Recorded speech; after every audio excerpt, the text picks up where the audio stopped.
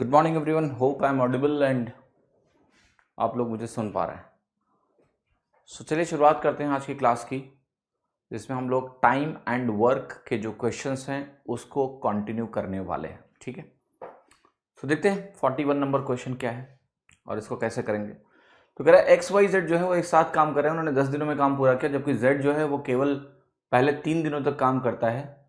और जब 37% of the job was done.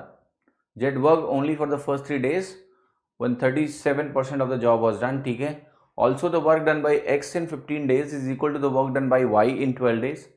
How many days would be required by the slowest worker to complete the entire work? तो इस सवाल में अगर आप ध्यान से देखो तो सबसे पहले तो ये पता करना है कि स्लोवेस्ट वर्कर कौन है। स्लोवेस्ट वर्कर पता करने के बाद ये मालूम करना है कि वो कितने दिनों में काम पूरा करेगा। तो ये दिया हुआ कि वो साथ में मिलके, आपको क्या दिया हुआ कि वो साथ में मिलके अगर काम करेंगे तो वो काम 10 दिनों में पूरा कर पाएंगे। 10 डेज में वो काम को पूरा कर पाएंगे। आगे जो जानकारी दी है, however Z only worked for first 3 days when 37% of the job was done. Also the work done by X in 15 days is equal to work done by Y in 12 days. How many days would be required by the slowest worker to complete the remaining work? ठीक है, seems very nice question. How it will be done? Let's see. So आपको अगर एक जानकारी जो सबसे important मालूम है वो अगर आप ध्यान से देखें तो वो आपको x और y का एफिशिएंसी रेशियो दिया है कि जो 15 डेज में x करेगा y 12 डेज में कर देगा। तो 3 4 जा एंड 3 5 जा, क्या ऐसा होगा? ये टाइम रेशियो है, बेसिकली ये वैल्यू आपकी हो जाएगी 4:5। तो आपको x और y की एफिशिएंसी का आइडिया जो है वो है। क्या आवाज मेरी आ रही? सभी को प्लीज कंफर्म करें। आवाज नहीं आ रही है ऐसा मत बोलें। कितने लोगों को मेरी आवाज पहुंच रही है? How many of you are getting my voice? Please confirm. 1 minute, यहां तो सब बराबर है, एवरीथिंग इज गोइंग वेल। ये आ रही मेरी आवाज? नहीं आ रही है?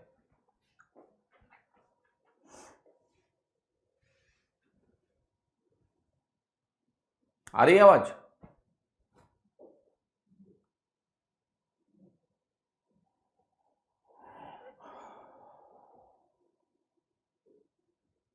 ठीक है, चलो अच्छी बात है अगर आ रही है तो। मुझे लगा कुछ गड़बड़ी है क्या।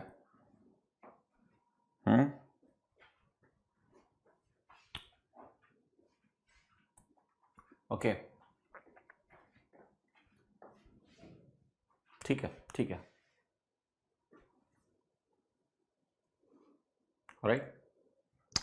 सो देखो इस सवाल को, जो सवाल आपके सामने दिया है, मैंने पूरा सवाल एक बार फिर से पढ़ लो। इसमें एक चीज दी हुई है कि x ने जो 15 दिनों में काम किया है, y वो 12 दिनों में कर सकता है। तो x और y की जो एफिशिएंसी का रेशियो है वो 4:5 है। क्या है? 4:5 है। एक जानकारी।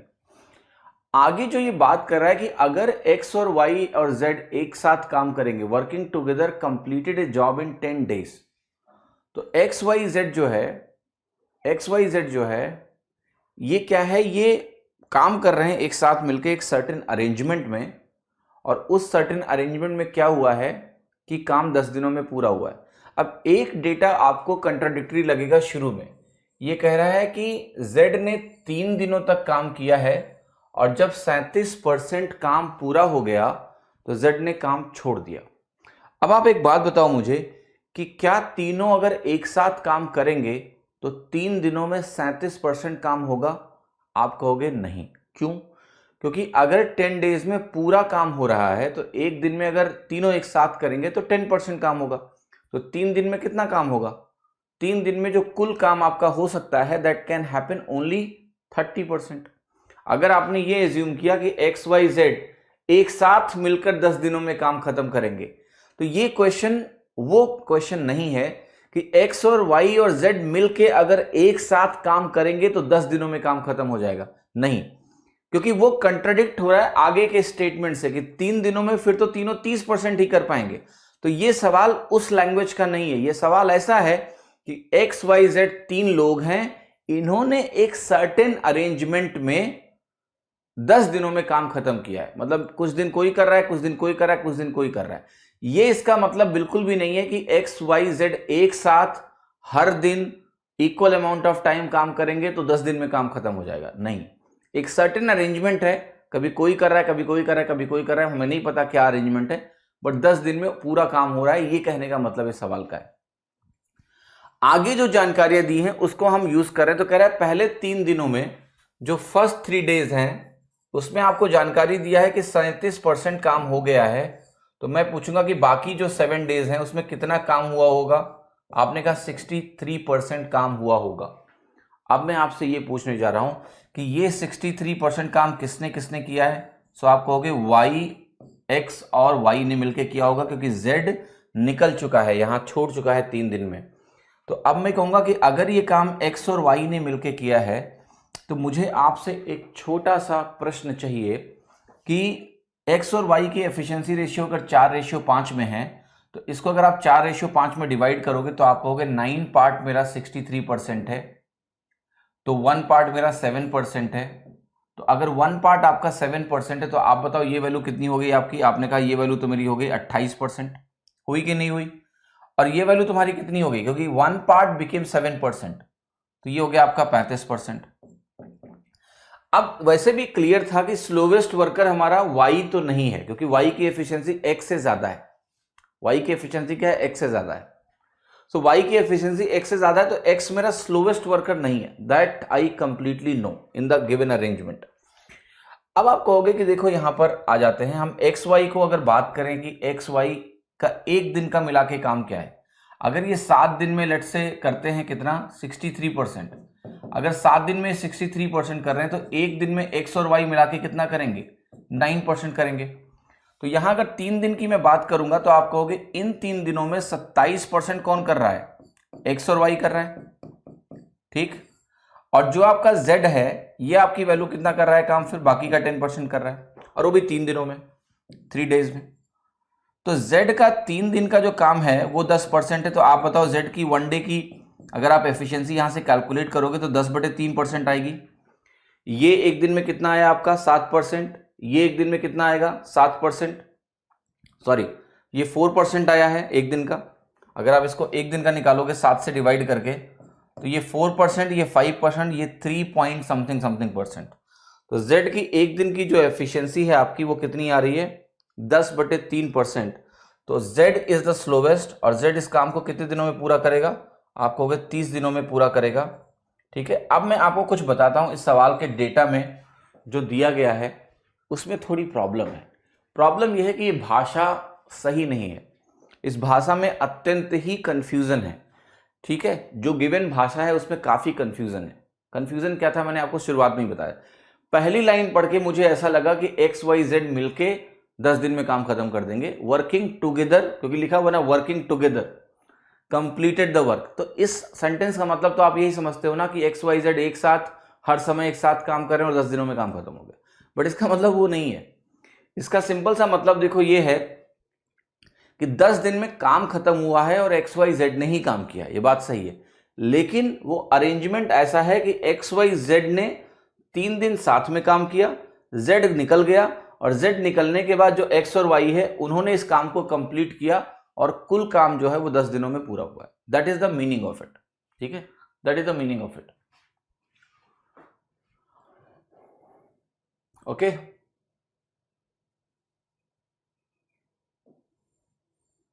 Completed A job in 10 days, इसमें ऐसा लिख दो इन फॉलोइंग अरेंजमेंट।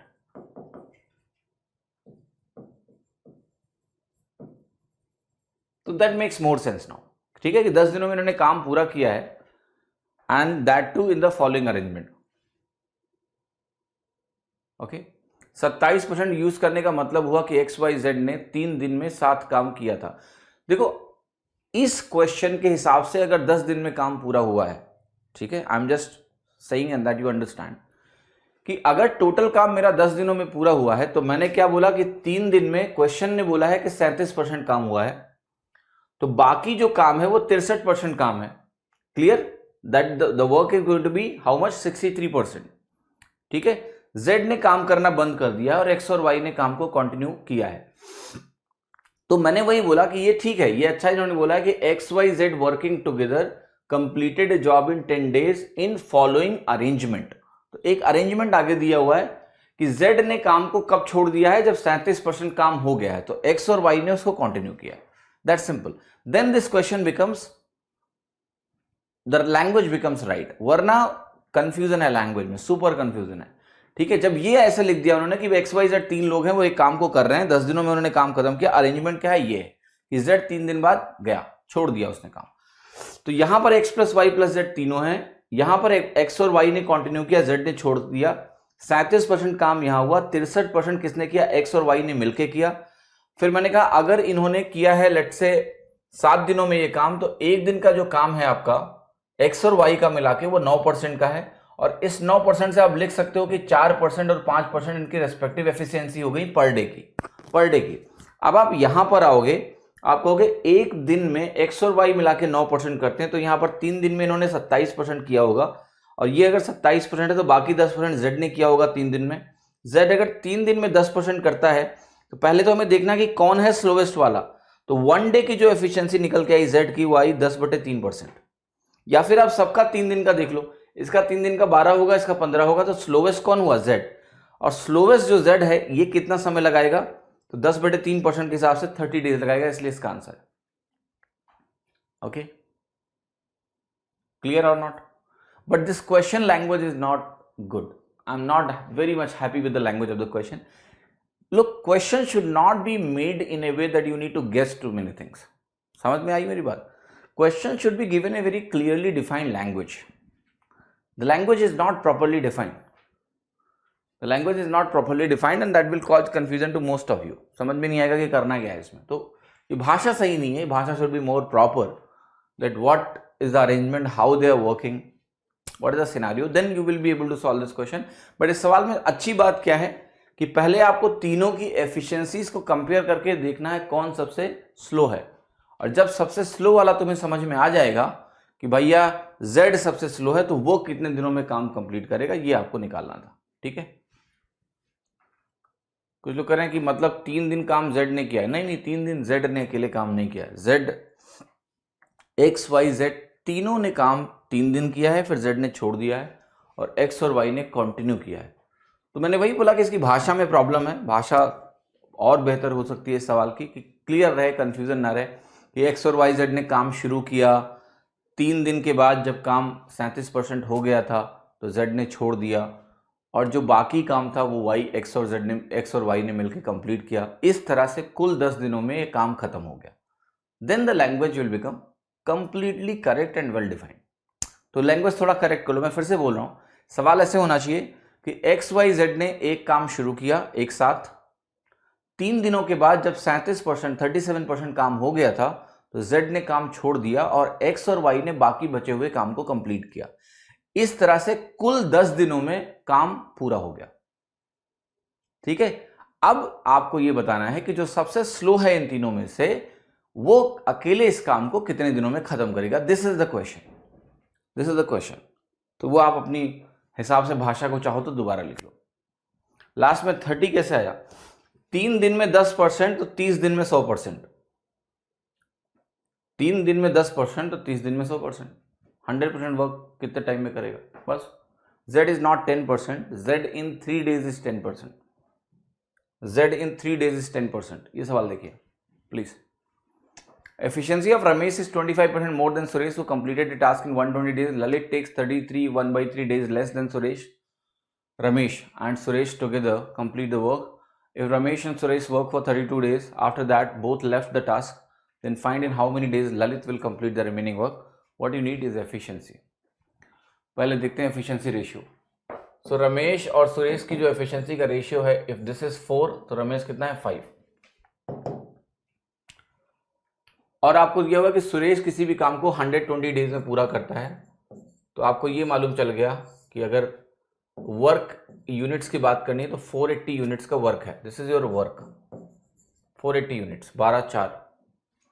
अब कह रहा है ललित कोई है वो जो टाइम लेता है 13 days लेस लेता है then the days taken by Ramesh and Suresh together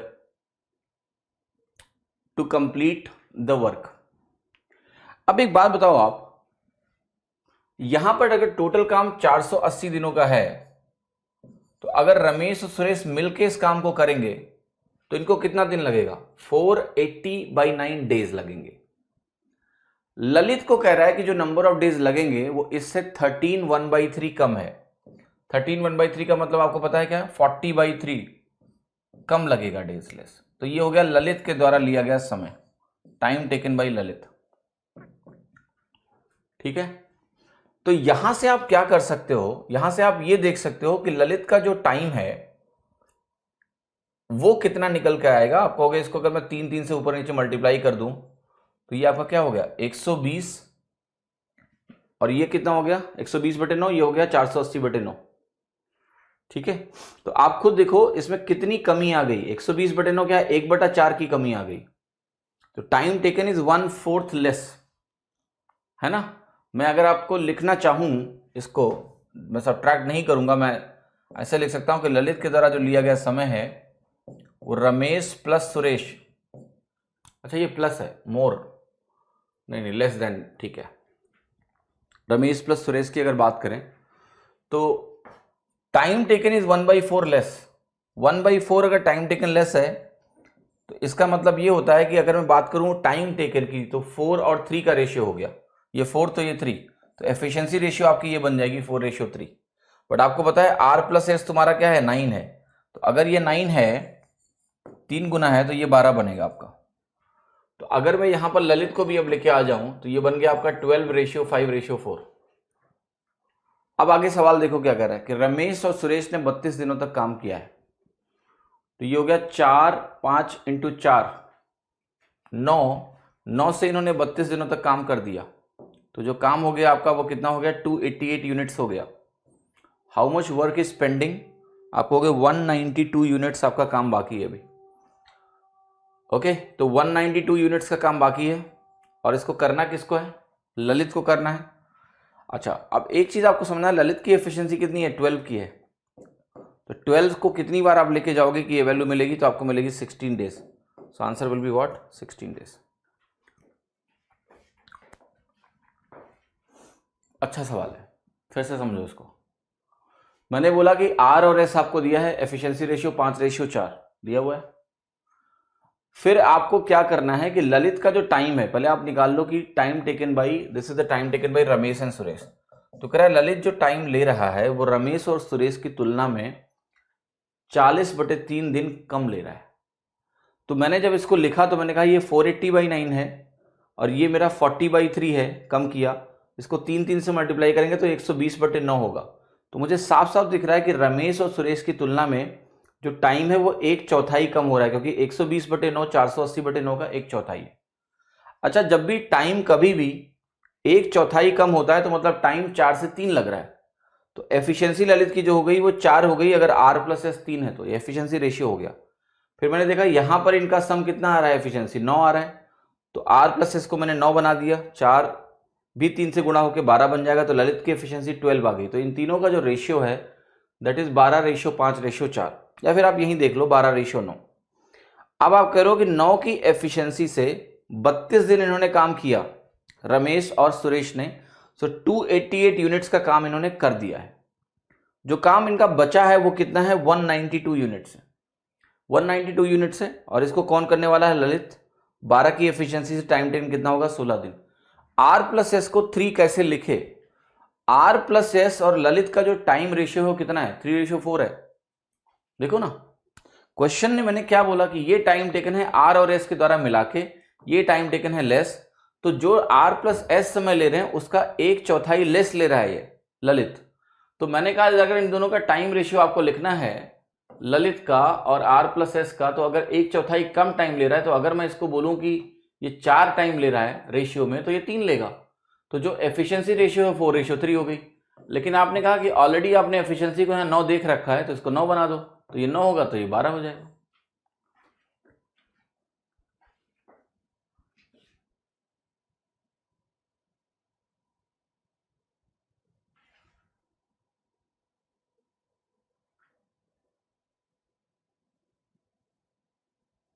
यहाँ पर क्या देखो भैया, थोड़ा सा, रमेश जो है 25% मोर देन सुरेश है, who completes A task in 120 days. तो सुरेश 120 डेज में कर रहा है ना, मेरा ग्रामर थोड़ा कमजोर है सीरियसली। तो ये हु किसको करेस्पॉन्ड कर रहा है? मुझे लग रहा है सुरेश को कर रहा है। क्या होता है बताओ तुम? अगर मैंने ग्रामर में गलती करी है तो हो सकता है वो रमेश को कर रहा हो, पर मुझे तो यही लग रहा है कि हु सुरेश के लिए आया, ऐसा मुझे लग रहा है। अंग्रेजी मुझे बहुत कम आती है, ग्रामर कम आती है थोड़ी ठीक है, बट ये ग्रामर का ही टेस्ट है। Suresh who complete task in 120 days, तो हु तो सुरेश के लिए आया, मुझे ऐसा लग रहा है। अंग्रेजी नहीं पढ़ रहे हो क्या तुम लोग? गलत हो तो बता दो, कोई दिक्कत नहीं है, मैं भी सीख लूंगा। एंटीसीडेंट को, यार ऐसी कठिन बातें मत करो प्लीज। एंटीसीडेंट नहीं, बताओ रमेश को कर रहा है कि सुरेश को कर रहा है? सुरेश को कर रहा है ना, मुझे ऐसा लग रहा है। जो अंग्रेजी मैंने पढ़ी है उसके हिसाब से मुझे लग रहा है सुरेश है। ग्रामर नहीं पढ़ा है मैंने, बट अंग्रेजी जो पढ़ी है उससे मुझे महसूस हो रहा है कि ये हु सुरेश के लिए आया है। बस ठीक है। How can you save time in such questions? You can not save time, right? Why do you want to save time? You have to do these steps as fast as you can. They are very good questions having multiple steps. इसमें समय आपका बर्बाद तभी होगा, इसमें समय आपका बर्बाद तभी होगा जब आप इन आइडियाज को रिलेट नहीं कर पाएंगे, अदरवाइज यहाँ टाइम बर्बाद नहीं होगा। ठीक है, तो if you can read the question well, अगर आप क्वेश्चन को पढ़ सकते हो सही से, then you just do these things, हो जाएगा। There is no shortcut. Don't search for a shortcut for this question. ये कोई ऐसा तरीका है कि एक लाइन में लिखे आंसर आ जाए? नहीं, it's a multi idea question, things are related. इसका टाइम, देन इसमें घटा के ये निकालना है, फिर ये करना है, फिर ये करना है। तो अगर आप सवाल को सही से समझोगे तो सवाल हो जाएगा।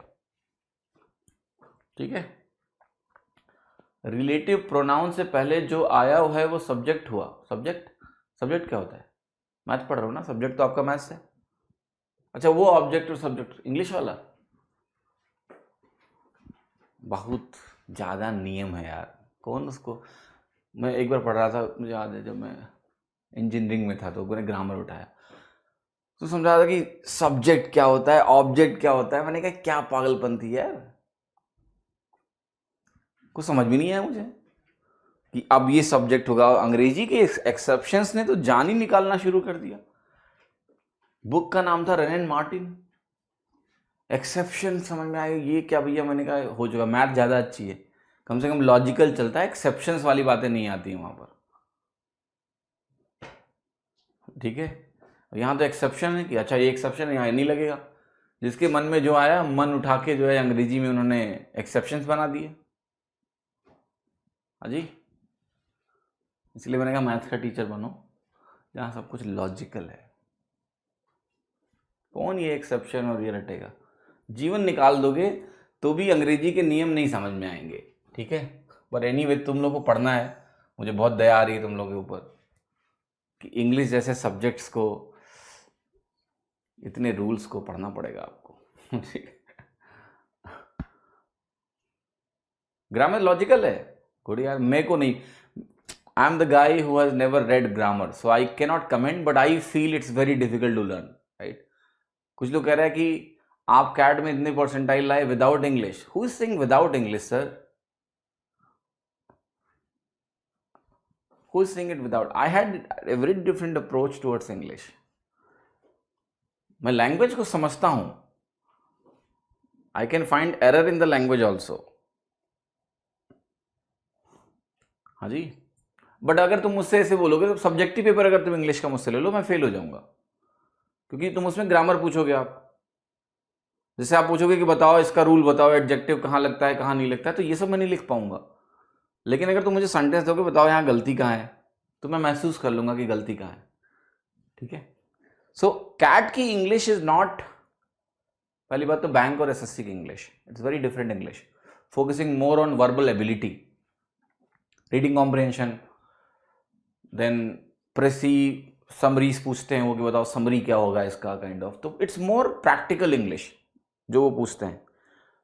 बट ऐसा नहीं है कि मैंने बाकी एग्जाम्स में इंग्लिश खराब किया है। मैंने जहाँ भी ऑब्जेक्टिव पेपर दिए, जैसे मैंने बैंक का एग्जाम दिया था एक बार, I did well. RBI grade B में I scored 28 out of 30 in English. So it's look, दो तरीके हैं अंग्रेजी को करने के, एक तो आपको नियम पता हो और आप उसके थ्रू रिजेक्शन करोगे, और एक आपको सेंस हो इंग्लिश का, जिसमें आपको नियम तो नहीं पता है बट आपके अंदर एक सेंस है उस लैंग्वेज को लेकर, पढ़ते पढ़ते वो सेंस आ जाता है कि आपको पता चल जाता है कि दिस सेंटेंस ये खटक रहा है, ये अच्छा नहीं लग रहा है, ठीक है, because you have read too much. जब आप नॉवेल्स पढ़ते हो, न्यूज़पेपर्स पढ़ते हो, तो more or less you are clear about it, ठीक है।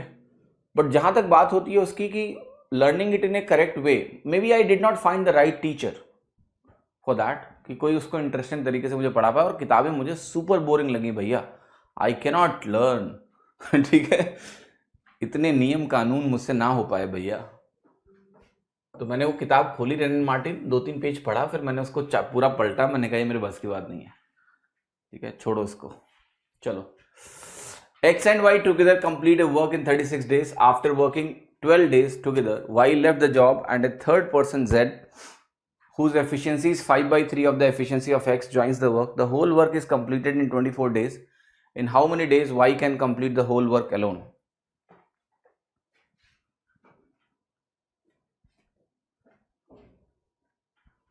Okay.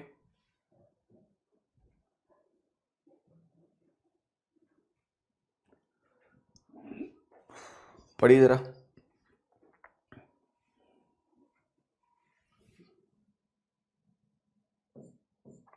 36 दिन, 12 दिन एक के साथ काम किया, तो 2/3 काम बाकी है, वाई ने छोड़ दिया, जेड आ गया जिसकी एफिशिएंसी 5/3 है एक्स की, काम को उसने ज्वाइन किया, the whole work is completed in 24 days. ठीक है, बहुत अच्छा सवाल है, बहुत आसान है। देखो ध्यान से, पहले क्या है, एक्स और वाई ने काम किया 12 डेज तक।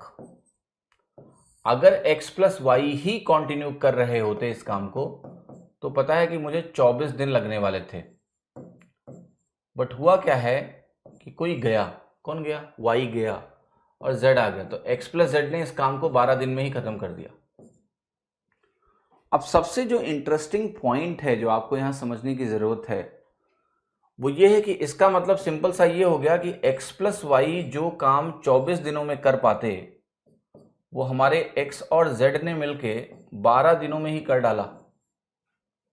एक जानकारी तो आपको यहां पर ये दी हुई है, ठीक है, तो इन दोनों को बराबर कर देते हैं, x plus y into days, x plus z into days equal हो गया। अब आपको ये भी दिया हुआ है कि z जो है उसकी एफिशिएंसी 5/3 x के बराबर है, तो z को हम रखेंगे 5/3 x के बराबर। z की वैल्यू आपकी हो गई 5/3 x, ये 12 से इसको काटोगे तो ये बनेगा 2, तो ये हो गया 2x प्लस 2y,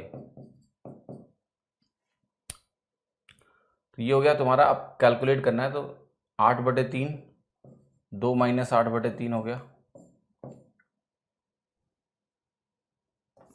8/3 माइनस 2 करो बराबर 2y।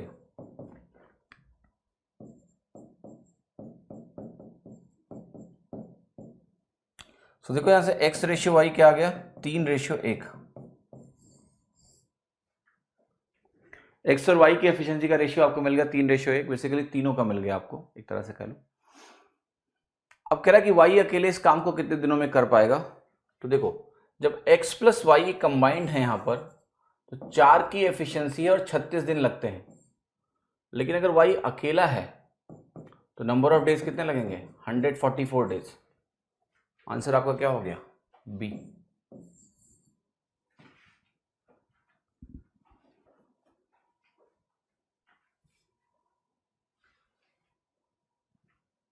ठीक है,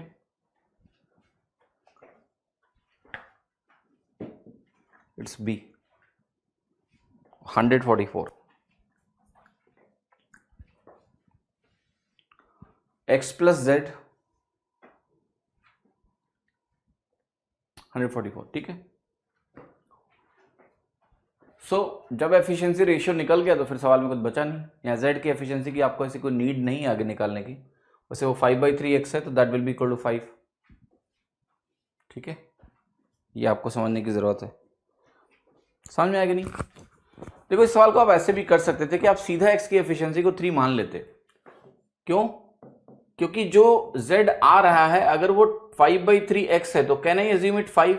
यस, रिवर्स तरीका यूज करो ना, ऑलराइट, कि x की वैल्यू 3 है, z की वैल्यू आपकी 5 है, सीधा मान सकते हैं। क्यों मान सकते हैं x को 3? क्योंकि हमें 5/3 करना है, तो अगर ये 3 रहेगा तो आसान रहेगा। अगर आप ऐसा कर लोगे तो आप कहोगे कि ये जो बाकी का काम है, बहुत ध्यान से देखना, ये जो 2/3 काम बाकी है, क्योंकि इन्होंने 1/3 काम किया है x और y ने मिलके, कितने दिनों में? 12 दिनों में, ऑब्वियसली 36 दिनों में पूरा करते हैं। तो ये जो 2/3 काम है वो इनने 5 3 8 की एफिशिएंसी से 12 दिनों में कर दिया, तो 12 8 96 यूनिट का काम ये हो गया। अब अगर ये 96 यूनिट जो है आपका 2/3 काम है, 2/3 काम है, तो आप कहोगे ये काम कितना होगा? 1/3 है इसका, यानी इसका 1/2 करोगे तो ये आपका 48 यूनिट का हो गया, 48 यूनिट्स का काम हो गया। हुआ कि नहीं हुआ? यस। अब आप खुद कंपेयर करोगे और आप कहोगे कि देखो ऐसा है कि जो ये 2/3 काम है, ये जो 24 दिनों में होने वाला है, इसके आने से क्या हुआ?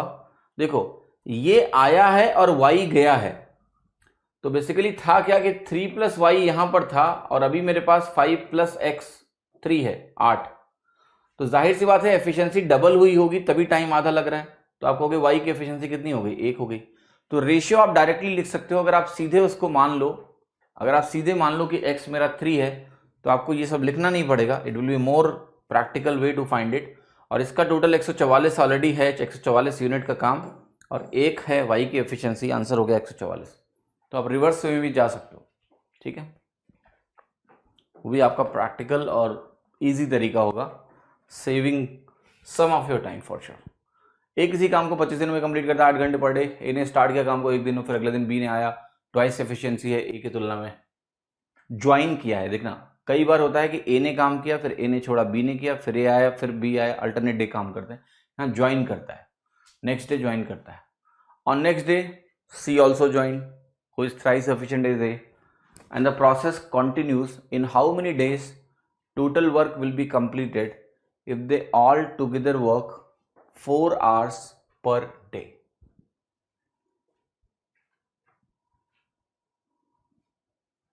Okay, करिए।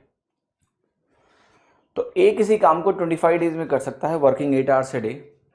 अब ए ने काम शुरू किया है, कह रहा है वर्क फॉर 1 डे, फिर बी आया है जो कि उससे 2 गुना एफिशिएंट है, ठीक है, सी आया, ऐसे करके कहानी जो भी चल रही है। देखो तो पहले दिन क्या है, मान लेते हैं ए की एफिशिएंसी जो भी है, ठीक है, 25 डेज 8 आवर्स ए डे, तो I can say it is 200। ध्यान से देखो, अगर मैं बात करता हूं ए की एफिशिएंसी को हम 1 मान लेते हैं, तो 200 × 1 × 8, ये आपका बनेगा मैन आवर्स, एक तरह से 1600, नहीं ये 25 है आपका 200, ठीक है, that's what the scenario is, alright.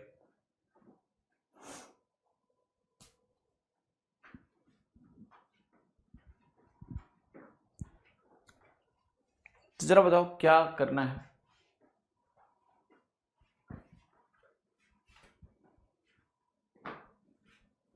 So let us see for 3 days what's happening.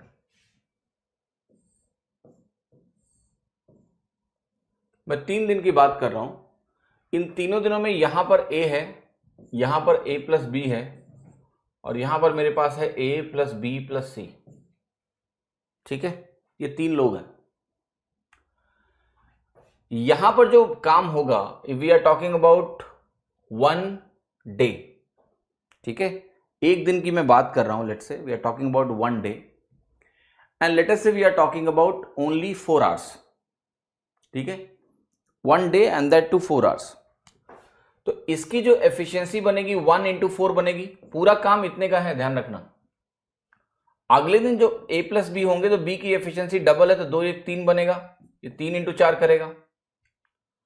ये आपका अगर देखोगे A + B + C, इसकी एफिशिएंसी 3 गुनी है, 3 2 5 1 6, तो 6 × 4 करेगा ये। तो कुल मिला के ये जो एक साइकिल आपके सामने लिखी हुई है, वो है 4 + 12 + 24, ये वैल्यू अगर आप ऐड करोगे तो कितना होगा, 4 12 4 16 और 24 आपका हो गया 40। इज इट करेक्ट और नॉट करेक्ट? ठीक है, फाइन। अगर इस साइकिल को सेम रिपीट किया जाए, दैट फिर से ए आया 4 घंटे के लिए, फिर से आपका ए प्लस बी आया 4 घंटे के लिए, और फिर से आपका ए प्लस बी प्लस सी आया 4 घंटे के लिए। तो मैं ये कह रहा हूं कि इस तरह के 3-3 के कितने सेट लगने वाले हैं समझते हैं। तो यहां अगर 40 यूनिट हो गई, मुझे 200 यूनिट लाने हैं, तो आप कहोगे ऐसे मुझे कितने सेट्स चाहिए। आपको ऐसे ही इसको 5 से मल्टीप्लाई करना पड़ेगा, और ये कहानी है आपकी 3 दिन की, तो 3 इंटू 5 कितना हो गया, 15 दिन।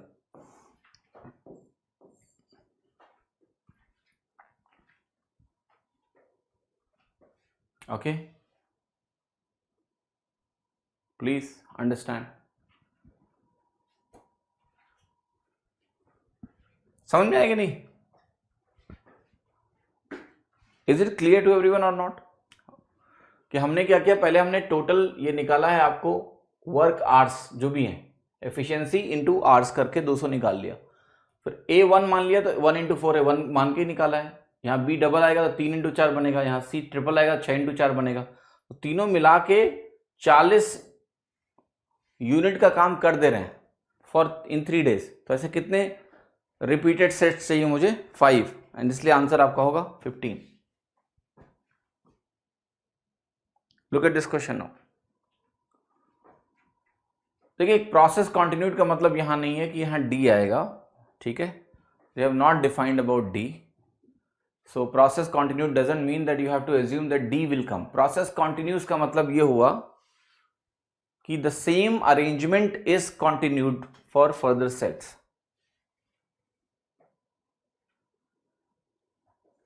एक minute, just a minute please. एक मिनट रुकिए। How many days total work will be completed if they all work together work for 4 hours per day? अच्छा, नहीं, इसकी भाषा फिर सही नहीं दी है, because if you combine all of them,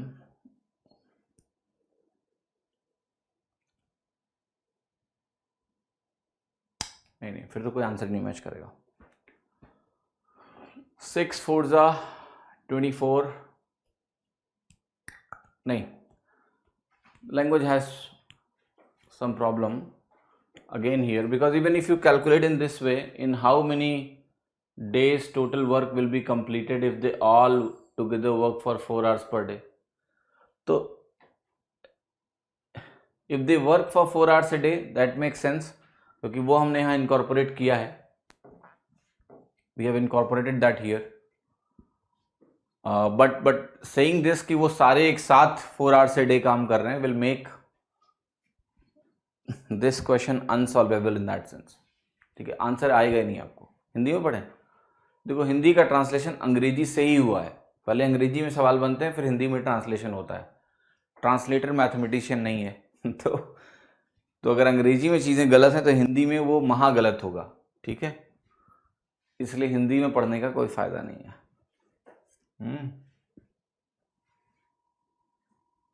clear? जो सेंस क्वेश्चन का है वो यही है, this is the sense of the question. और लैंग्वेज में there is a problem, yes. आज मैंने 2-3 क्वेश्चन ऐसे पढ़े जिसके लैंग्वेज में इशू है, सो I'll ask the team also that why they are framing this kind of language which is difficult to understand, and language should never be confusion wali language. A good question is a question which doesn't give a language that is having multiple interpretation. It should give a language that should be clearly understood. Questions can be tricky here and there, that's not a problem, उसमें दिक्कत नहीं होती, but otherwise यहाँ थोड़ा सा challenge है इस सवाल में। सभी को समझ में आ रही है मेरी बात या नहीं? Okay, clear? तो इस पे भी मैं क्वेश्चन मार्क लगा देता हूं इस सवाल पे। I'll get it done one more time tomorrow, कि इवन इनके जो कॉन्टिन्यूस का मतलब है, and the process continuous, alright, what is the meaning of that? ठीक है, so I will just get more clarity about it today, alright, ठीक है. तो don't worry, put this question is a question mark. What I could understand that why this question must have been framed is this logic only, कि इसको repeat करके ही इस सवाल को कर सकते हैं हम लोग बेस्ड ऑन द ऑप्शंस जो दिया हुआ है. ठीक है, बट जो भाषा इन्होंने दी है वो सही नहीं है. So I let's get it clarified, don't worry. ठीक है, इसको अभी क्वेश्चन मार्क के छोड़ ही दो. A takes 8 hours to plow as much field as B in 6 hours, while C takes 12 hours to plow as much field as B in 10 hours. They all can plow a field in 63 hours working together. In how many hours A and B together plow the field? 8 घंटे, 6 घंटे, C takes 12 घंटे. तो C और B का ratio आपको दिया है. They all 63 hours दिया हुआ है. A और B टुगेदर का निकालना है. अच्छा, तो देखो, सिमिलरली इट इज क्लियर कि जो B की एफिशिएंसी है और C की एफिशिएंसी है, इसका रेशियो आपका है 2:1. दूसरी जो नॉलेज है, और A और B की एफिशिएंसी का रेशियो भी दिया है. वो कितना दिया हुआ है? 8 hours 6 hours. So if I write this, ये 8:6 है, तो 4:3 यहां दिया हुआ है. Is it 4:3? No, it's 3:4, because B is the faster. तो अगर आप यहां पर करोगे तो आप कहोगे देखो B यहां 4 है, 2 है, हम कंबाइन कर लेते हैं A B C को, तो ये 3 4 2 बन जाएगा. ये एफिशिएंसी रेशियो हो गया. इनको मिलके अगर 63 घंटे लगते हैं तो 4 3 7 2 9, 9 इंटू 63 आपकी ये वैल्यू हो गई. कराना किससे? A और B को मिला के. A और B आर इक्वल टू 7, तो ये हो गया आपका 81. A एंड B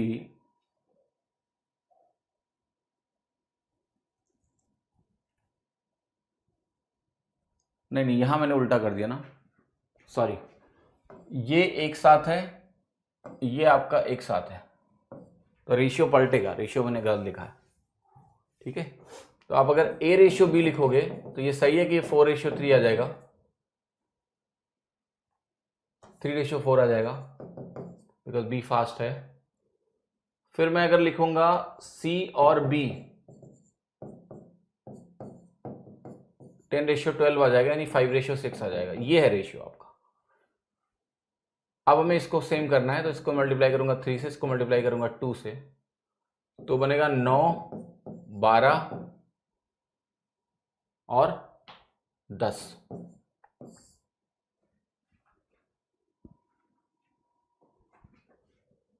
ठीक है, क्लियर है कि नहीं? Is it clear now? अभी ठीक है क्या? अभी भी गड़बड़ है? अभी ठीक लग रहा है ना? This ratio is correct now. So आप कह रहे they all can plough the field in 63 hours. तो 9 12 9 21 और 10 कितना हो गया आपका? 31 into 63. This is the total काम.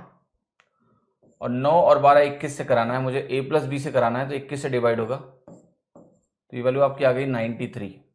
ये ऑप्शन इज करेक्ट. अभी ठीक है.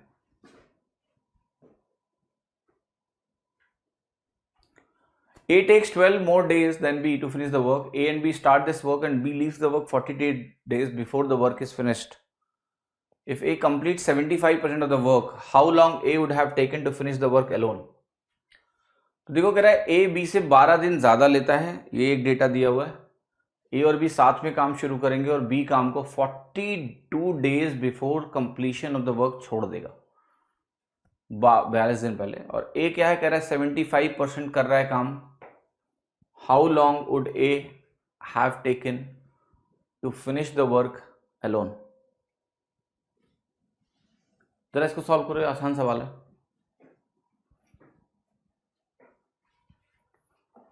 It's very easy question, it's not a difficult question.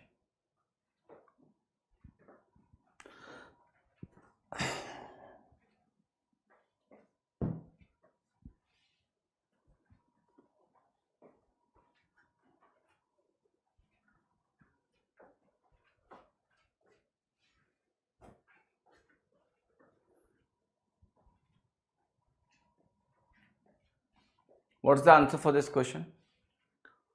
ए को बी से काम खत्म करने में 12 दिन ज्यादा लगते हैं। ए और बी ने काम को शुरू किया और बी ने काम खत्म होने के 42 दिन पहले छोड़ दिया। क्या इसका क्वेश्चन का डेटा सही है? Absolutely rubbish data given in the question. Why? If you look at the options here, the numbers are 20, 15, 24, 16. वहां कह रहा है कि बी ने 42 दिन पहले काम छोड़ दिया काम खत्म होने के। अगर ए और बी एक साथ काम कर रहे हैं तो 42 दिन का काम बचेगा अगर ये ऑप्शंस हैं तो? नहीं, इम्पॉसिबल, इट्स इम्पॉसिबल। क्योंकि 42 दिन का काम अगर ए अकेले इतने दिन में कर सकते हैं भाई साहब, तो ये 42 डेज कहां से हो गया? Absolutely wrong data, this data is incorrect. ये चीज पहले आपको समझनी है। तो माइट भी ये डेटा कुछ कम होगा, 42 नहीं हो सकता यहाँ पर, 42 इज नॉट पॉसिबल हियर। अगर ऑप्शन सही है तो 42 गलत है ना? सो एनीवेज इसको भी अभी ड्रॉप करो। आज कंटेंट टीम की क्लास लगेगी, ठीक है? कि टाइम एंड वर्क में इतना घोटाला क्यों? I'll ask. Look at this now. Two men can build a wall in 20 hours and 15 hours respectively, but if they use 165 less bricks per hour while working together, they can build the wall in 12 hours. Find the total number of bricks in the wall. कैसे करोगे? आसान है, 20 और 15 घंटे पकड़। अगर वो 165 less BRICS करें per hour while working together तो उनको लगेंगे 12 आवर्स इस काम को कंप्लीट करने में, 12 घंटे करेंगे। तो सबसे पहले तो आपको देखो ये देखना है कि अगर ये 20 घंटे और 15 घंटे लगाते हैं तो आपको इनकी एफिशिएंसीज पता है, यू नो द एफिशिएंसीज। सो 15 और 20 से अगर ये, एक बात बताओ कि अगर ये 15 और 20 की मैं बात करूं लेटस से, ये जो दिया हुआ है टाइम, तो दोनों जब मिल जाएंगे तो कितना टाइम लगेगा? तो आप कैसे भी निकाल लो, आप कहोगे मिल जाएंगे तो टाइम लगेगा a b upon a plus b से लगा लो, तो कुछ इतना टाइम लगेगा आपको, ठीक है? If I just divide by 5 तो ये वैल्यू हो गई आपकी कितनी? 60/7 होगी कि नहीं होगी? क्लियर? 60/7, 60/7। तो इतना टाइम इनको लगता 60/7, पर इन्होंने कुछ बोला है आपको कि ये काम 12 घंटे में पूरा हो पाएगा अगर जो नंबर ऑफ ब्रिक्स यूज की गई हैं वो 165 लेस ब्रिक्स पर आवर की गई हैं। तो जरा समझते हैं कि ऐसे तो 60/7 घंटे लग रहे हैं यहां पर, और यहां पर आप 12 घंटे की बात करो। इसका जरा रेशियो कैलकुलेट करो तो आपको मिलेगा 5:7। ये अगर टाइम रेशियो है तो एफिशिएंसी रेशियो क्या होगा? इसका उल्टा हो जाएगा, 7:5। अब आप कहोगे ये जो 2 पार्ट है, this 2 part according to the question is what? 165 per our. बहुत ध्यान से आपको समझना है कि ये 2 पार्ट आपका 165 के बराबर आ गया।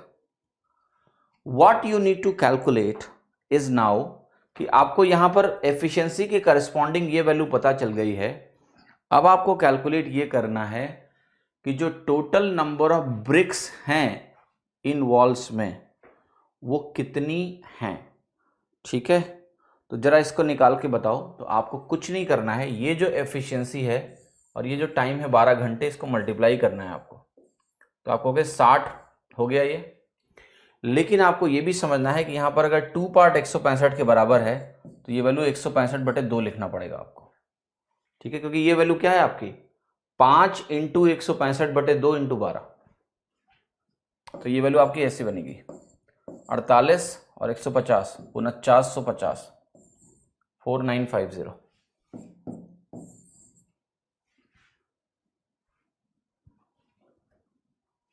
ठीक है?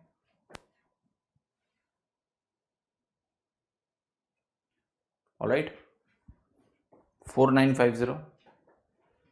Very nice question. मैंने क्या बोला कि इतने टाइम में ये नॉर्मली खत्म हो जाते, कंप्लीट हो जाते, बट अभी 12 घंटे में खत्म हो रहे हैं, तो जाहिर सी बात है एफिशिएंसी कम हुई। हमने यहां पहले टाइम रेशियो निकाला, टाइम बढ़ा तो एफिशिएंसी कम हुई, तो ये एफिशिएंसी रेशियो हुआ। एफिशिएंसी में 2 की कमी आई, which is equivalent to 165 per our. तो 5 यूनिट का मतलब क्या हो गया, 5 into 165/2 per hour, but number of hours कितने, 12, मल्टीप्लाई कर लो, आंसर आ गया 60/7। कैसे यार, अभी सब सवाल मत पूछो कि ये कैसे। अगर ए और बी 20 और 15 घंटे लगाते हैं, उनको मिला देते हो, तो मैं आपको बता चुका हूं मिला के उनको कितना टाइम लगेगा, a b upon a plus b कर लो, या तुम एलसीएम से निकाल लो, या जो करना है कर लो। ब्रिक्स की एफिशिएंसी से कैसे रिलेटेड है, it's what is the meaning of brick here. Brick is a measure of the work that you do. जैसे लेट अस से तुम एक दीवार बना रहे हो, तो how can you measure, you can measure the efficiency कि पर आवर में आप कितने ब्रिक्स लगा रहे हो। आप लेट से पढ़ रहे हो, लर्नर हो, 1 घंटे में तुम कितने सवाल लगा रहे हो। This can be a measurement of efficiency in basic sense. तो efficiency can be measured in n number of ways. यहां पर जो काम को डिफाइन किया गया है वो ईंटा लगाना काम है, और नंबर ऑफ जो ईंटा लग रहा है वो एफिशिएंसी को डिफाइन कर रहा है, क्योंकि उन्होंने क्लियरली बोला है यहां पर कि अगर वो 165 less bricks per hour use करेंगे व्हाइल वर्किंग टुगेदर, तो बॉल बनाने में 12 घंटे लगेंगे। ब्रिक नहीं ब्रिक्स, प्लीज अंग्रेजी के लिए मुझे बट टोको, क्योंकि मैं आपको कई बार बोल चुका हूं कि मुझे इंग्लिश पे मेरे फोकस ना करके आप मेरी भावनाओं पे फोकस करें। मैथ्स का टीचर हूं यार मैं। इससे आप क्या करते हो, इससे आप मुझे डिस्टर्ब करते हो, ठीक है। अगर आप तक बात पहुंच जाती है तो बस बात the purpose is communication, the purpose is not to speak correct grammar या करेक्ट वर्ड्स, नहीं, पर्पज इज कम्युनिकेशन का मतलब यही होता है कि आप तक मेरी बात पहुंचनी चाहिए बस, और कोई मतलब नहीं है कि मैंने एस लगाया या ईएस लगाया कि नहीं लगाया, ठीक है। तो प्लीज ऐसा काम ना करें कि उससे क्लास का समय बर्बाद हो। हाँ, आप ये जरूर जानें, खुद जानें, क्योंकि आपको एग्जाम देना है, मुझे नहीं देना है, ठीक है। समझ में आ गया। तो ये एक मेजरमेंट है, आपको इसमें कोई टेंशन लेने की जरूरत नहीं है कि जो ये नंबर ऑफ ब्रिक्स है इनको मैंने कैसे रिलेट किया है एफिशिएंसी से। वही मेजर उन्होंने सवाल में बताया कि एफिशिएंसी कम होगी तो वो 2 यूनिट कम हो रही है, तो वो 165 के इक्विवेलेंट होगा। ओके, चलो आगे बढ़ो। 6 men and 10 women together can finish a job in 1.5 days. Working on the same job, 3 women take 5 days more than the time required by 2 men. What is the ratio of efficiency of a man and a woman? कैसे करोगे? तो देखो 6 men हैं, 10 women हैं, ये एक काम को कंप्लीट कर रहे हैं 1.5 days में, तो ये हो गया आपका 3/2 days. Working on the same job, 3 women take 5 days more than the time required by 2 men. Okay.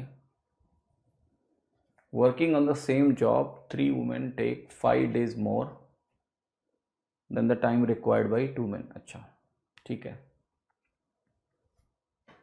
What is the ratio of efficiency of a man to woman?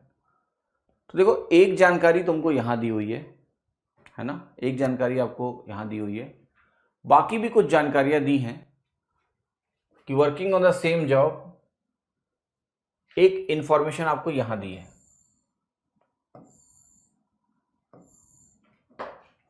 कि अगर कोई सेम काम है तो अगर नंबर ऑफ डेज लेट से main के द्वारा लिया गया x है तो वुमेन के द्वारा लिया गया नंबर ऑफ जो डेज होगा 3 वुमेन के द्वारा वो x+5 होगा.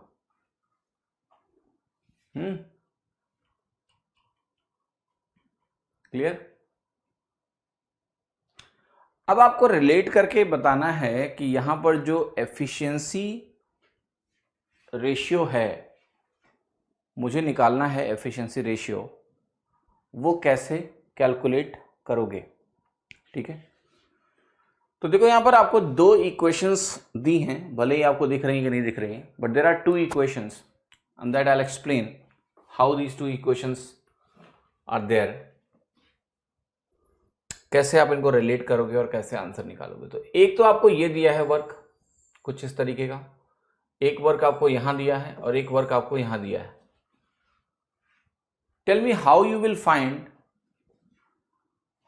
Find the efficiency ratio of man to women from the information provided. जो इंफॉर्मेशन आपको प्रोवाइडेड है, इस पर्टिकुलर इंफॉर्मेशन से आप कैसे इस जानकारी को निकाल पाएंगे?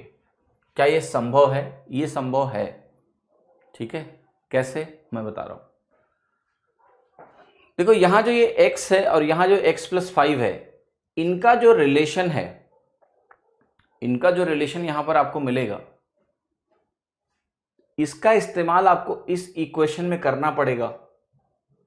ठीक है, then you can relate them and find the answer. तो मैं आपको कुछ समय दे रहा हूं, थोड़ा सा इसके बारे में सोचिए कि क्या ऑप्शन यूज करके निकाल सकते हैं या इसको हम डायरेक्टली निकाल सकते हैं किसी भी तरीके से, and please solve it. x को 1 रख दें, ऐसे नहीं रख सकते हैं। x को 1 रख दोगे तो उससे क्या होगा?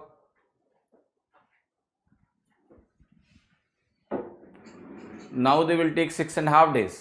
कैसे 6.5 days लगेगा? How do you know that? How do you know they are going to take 6.5 days now?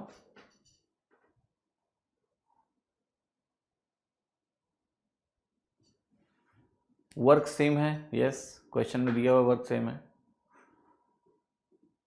6 पुरुष और 10 महिलाएं एक साथ 1.5 दिनों में एक कार्य पूरा कर सकते हैं।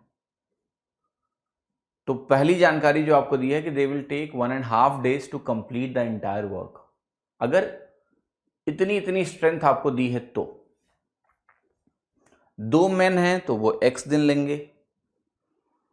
ठीक है, इसको सॉल्व करिए। आपको ऑप्शन से करना है तो ऑप्शन से करो, मुझे कोई दिक्कत नहीं है।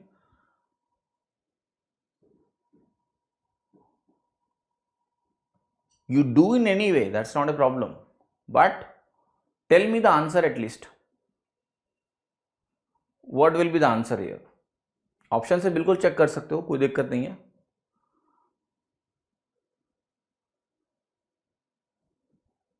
ऑप्शन चेक कर लो और बताओ मुझे क्या आंसर है जल्दी, इतना समय मत लो बस।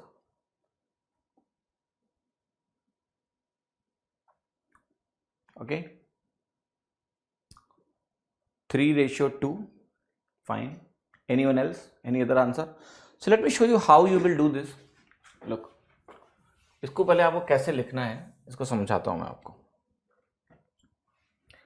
देखो 6 मैन आपको दिया है और यहां पर आपको दिया है 10 वुमेन, और जो टाइम टेकन दिया हुआ है ये आपको दिया है 3/2 days।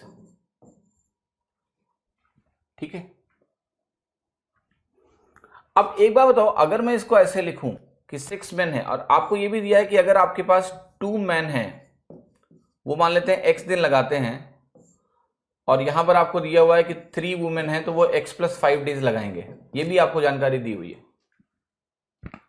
3 women will take x+5 days। अब देखो एक चीज बताओ, यहां 2 मैन है तो अगर x दिन लगता है तो 6 मैन होंगे तो कितना आपको, आपकी एफिशिएंसी कितना गुना हो गई? जाहिर सी बात है आपकी एफिशिएंसी हो गई 3 गुना। तो जो टाइम टेकन इस सिनेरियो में होगा वो x/3 होगा। या फिर आप इसको ऐसे सोच सकते हो कि 2 मैन अगर x दिन लगाते हैं तो 2 मैन 1/x का काम करेंगे हाउ मेनी डेज में? 1 दिन में। करेंगे कि नहीं करेंगे? तो 6 होंगे तो ये 3/x बनेगा, पहला।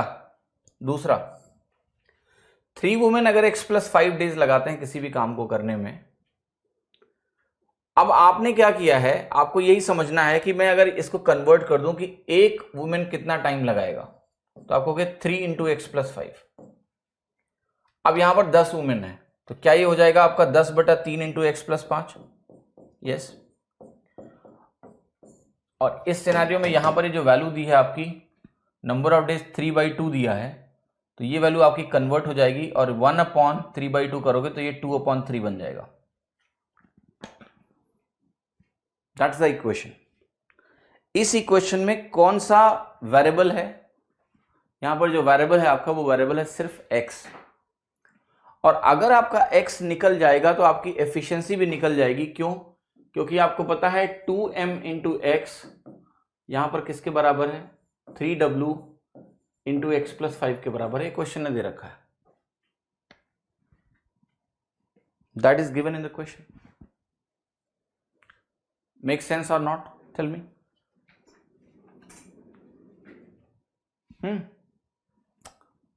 प्लीज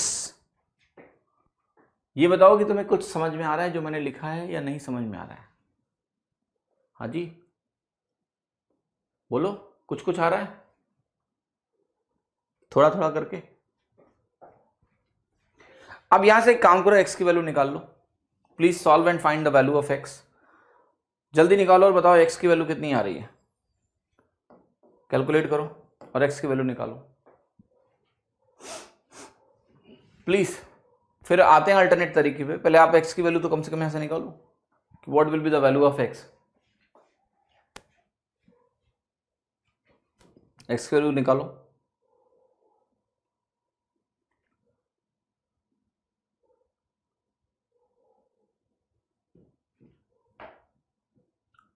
जल्दी जल्दी जल्दी, समय मत लगाओ, कम से कम x तो सॉल्व करो। Find out the value of x first, जल्दी। अब सब कुछ मैंने तुम्हारे सामने लिखा है, कम से कम x की वैल्यू निकाल दो एटलीस्ट। x निकाल दो, फिर हम देखते हैं कि चलो आगे क्या करना है, स्टेप बाय स्टेप। फिर बात करेंगे कि चलो इसका अल्टरनेट तरीका क्या हो सकता है, बट तब तक तो कम से कम x बताओ, x कितना हुआ?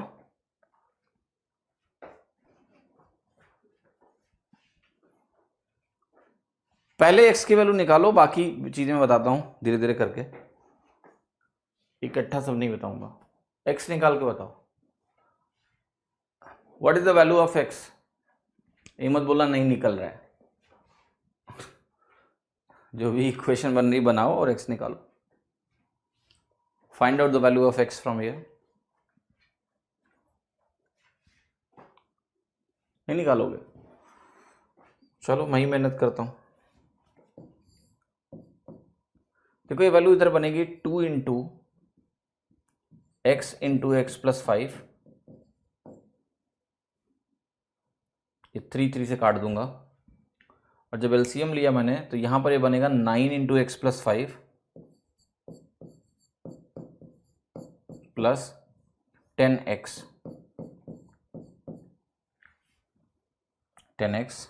9 इंटू एक्स प्लस 5, और उधर ये वैल्यू 3 से कट के गई 2 into x plus 5।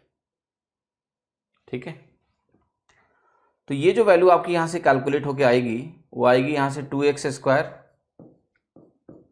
Plus 19x, 10 और 9 19x हुआ, 2x स्क्वायर प्लस 19x, और यहां 10x और भी था। ठीक है, तो ये 10x ऑलरेडी था, 19 यहां से मिला, तो ये हो गया -9x -45 बराबर 0।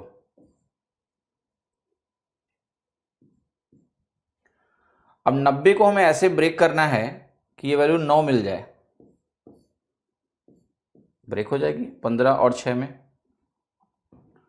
तो x की जो वैल्यू तुम्हारी निकल के आएगी यहां से वो आ गई 15/2। ये निगेटिव आएगा, निगेटिव की जरूरत नहीं है। कौन कह रहा है इरेशनल आ रहा है? कहाँ इरेशनल आया? ये तो कैलकुलेट होके आ गया मुझे 15/2। अब x की वैल्यू जो 15/2 आई है उसको यूज करते हैं, और फिर हम बात करते हैं कि सवाल का उत्तर क्या है। तो 2m इंटू 15/2 आप यहां लिखो, 3w इंटू 15/2 प्लस 5 यहां लिखो, और कैलकुलेट करो कि वैल्यू क्या आने वाली है। तो ये वैल्यू आपकी हो गई सिंपली 30m बराबर 2 से 2 कैंसिल हो जाएगा, 25 × 75w।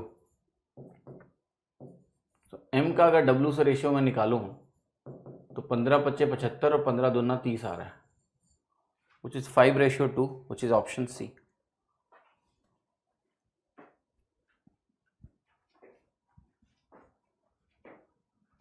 क्या उत्तर मिल गया? एटलीस्ट उत्तर मिल गया। तो पहली बात तो देखो, मैं आपको यहां क्या समझाने की कोशिश कर रहा हूं मैं, कि जो आपके ट्रेडिशनल प्रोसेसेस हैं उनमें भी स्ट्रांग होना जरूरी है एटलीस्ट। अब इसमें कई लोग कह रहे हैं कि नहीं आ रहा है, that's not right thing. If you are spending your time in traditional process, you cannot go wrong. ऐसा नहीं कि ये सवाल मैंने पढ़ा था तो मुझे पता था कि ऐसे ही इक्वेशन बनानी है, क्या करना, नहीं। I just proceeded with the traditional process based on the data given and I will get the answer. अब आपको कंफ्यूजन कहां है, मैं आपको समझाता हूं।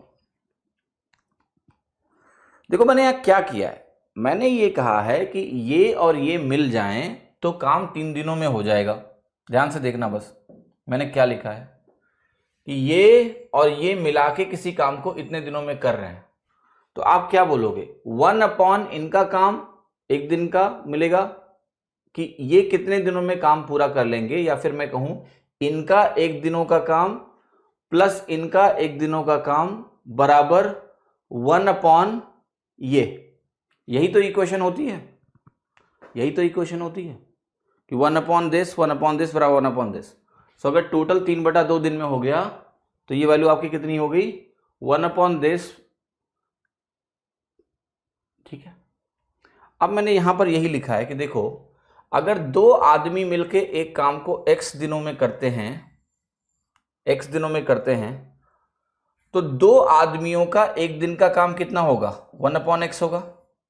पर यहां तो 6 आदमी हैं तो उनका 1 दिन का काम क्या होगा, इसका 3 गुना होगा। 2m से 6m 3 गुना है तो 1/3x, 3 गुना 3/x। तो ये हो गया 6 आदमियों का 1 दिन का काम। फिर आपने कहा 3 औरतों का जो काम कंप्लीशन का टाइम है वो कितना है, x + 5 है। तो 1 दिन में 3 औरतें मिलकर करेंगी कितना, 1/x + 5 काम। पर यहां जो वैल्यू है 10 वुमेन है जो कि 10/3 गुना है, तो काम जो होगा 1 दिन का वो 10/3 इंटू x + 5 हो गया। तो ये 1 दिन का काम हो गया इनका, 10 वुमेन का। 1 दिन का काम 6 आदमियों का, 10 औरतों का 1 दिन का काम। अगर इनको जोड़ेंगे तो ये क्या होगा, ये होगा 1/3/2, क्योंकि कुल मिला के ये काम 3/2 दिन में पूरा होता है। तो 1 दिन का जो काम हुआ वो कितना होगा, 1/3/2। Once you have this equation written, then you will just quickly do this, factorise करोगे, x की वैल्यू आ जाएगी। x की वैल्यू आने के बाद क्वेश्चन में आपको एक डेटा और दिया गया था, वो डेटा ये था कि 2 आदमी जितना दिन में x दिन में अगर काम कर रहे हैं तो 3 औरतें 5 दिन एक्स्ट्रा लेके उस काम को कंप्लीट कर पाएंगी। यहां पर हमने x की वैल्यू को रख दिया और मेरा आंसर m और w का आ गया 5:2। कितने लोगों को अब इक्वेशन समझ में आ गई, बोलो हाँ, इक्वेशन कम से कम समझ में आई। सही है, एटलीस्ट इक्वेशन तो मैं समझ में आई कि नहीं आई। प्लीज, अगर कुछ बोलोगे नहीं तो फिर मैं कैसे समझा पाऊंगा आपको, कुछ तो बोलना पड़ेगा ना आपको, फिर कुछ और तरीका खोजेंगे, then will find some other वे।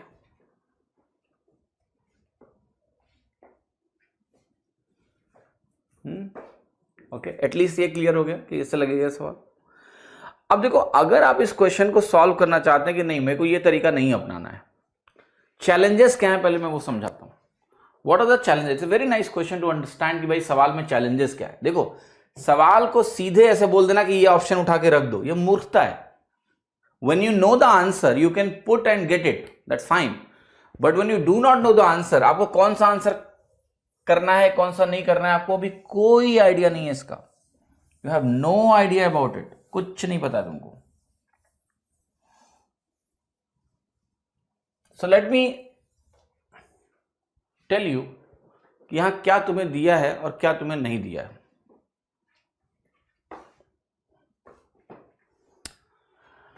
देखो, मैंने आपको यही बोला कि 2m × x बराबर क्या है 3W इंटू एक्स प्लस 5, ये मुझे मालूम है सॉरी, ये मुझे मालूम है। Alright, this is known to me, ये वैल्यू मुझे दी हुई है। अब देखो यार प्रॉब्लम क्या आने वाली है, मैं आपको बता रहा हूं। दूसरा जो डेटा तुमको दिया है वो दिया है 6m plus 10W and that too 1.5 days। तो अगर मैं इसको 1.5 days से मल्टीप्लाई कर दूं तो 6m into 3/2 plus 10W into 3/2, ये टोटल काम है आपका। तो अगर आप यहां से मल्टीप्लाई करोगे तो ये हो जाएगा equivalent to 9m plus 15W, where you need to know what m and w। Okay, हमें क्या पता करना है, m और w। अब देखिए अब सवाल यहां पर यह पैदा होता है कि जो m और w की वैल्यूज हैं अगर इस्तेमाल की जाती हैं यहां पर, ठीक है, m और w की वैल्यूज को अगर इस्तेमाल किया जाए तो मेरा पहली बात तो यहां से टोटल वर्क निकल जाएगा और यहां पर ये लेफ्ट और राइट साइड में वही वैल्यू आनी चाहिए। This is what you need to do. Okay, तो इंडिविजुअल जो एफिशिएंसीज हैं वो आपको यहां पता करने का जो भी चैलेंज है वो यही है। मैंने बोला आपको कि अगर मैं 3/2 दिनों में काम करा रहा हूं तो ये टोटल काम है, this is the total work, ठीक है, and this is the work which is equal. अब आपको क्या करना पड़ेगा, आपको m और w को यहां से लेटस से आपने इस्तेमाल किया कि मैं एफिशिएंसीज को चेक करूंगा, कि मैंने कहा कि मान लिया 2 और 1 के रेशियो में एफिशिएंसीज, ठीक है।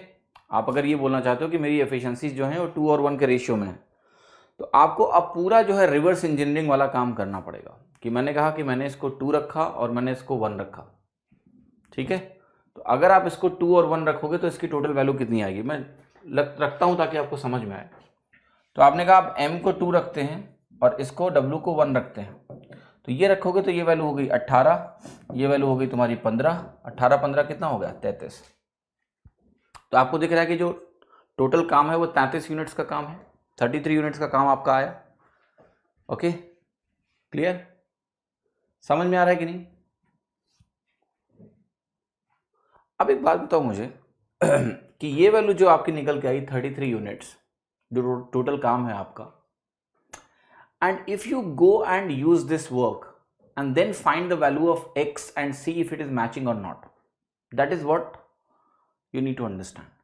तो आपने कहा कि मेरी ये जो वैल्यू है लेट्स से 2 इंटू ये आपकी वैल्यू जो निकल के आई 33 which you are getting over here, तो आप कहोगे यहां से जो मेरी वैल्यू है 2, m की वैल्यू भी मैंने मानी है 2, तो ये 2 इंटू 2 क्या हो गया आपका 4 हो गया। 4 हुआ कि नहीं हुआ, 2 इंटू 2 आपका कितना हो गया 4 हो गया। अब अगर ये 4 हो गया तो मैं आपसे एक चीज पूछने जा रहा हूं कि अगर मैन की एफिशिएंसी को मैंने 2 माना है और ये 2 इंटू 2 आपका 4 हो गया और यहां पर आपकी वैल्यू क्या है x है और ये वैल्यू आपकी 3 इंटू 1 है और ये वैल्यू आपकी है x plus 5 kind of that.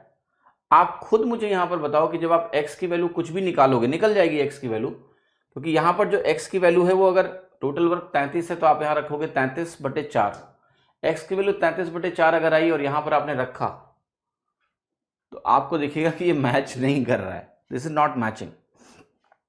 Then आप दूसरे ऑप्शन पे जाओगे, देन आप तीसरे ऑप्शन पे जाओगे, देन आप चौथे ऑप्शन पे जाओगे।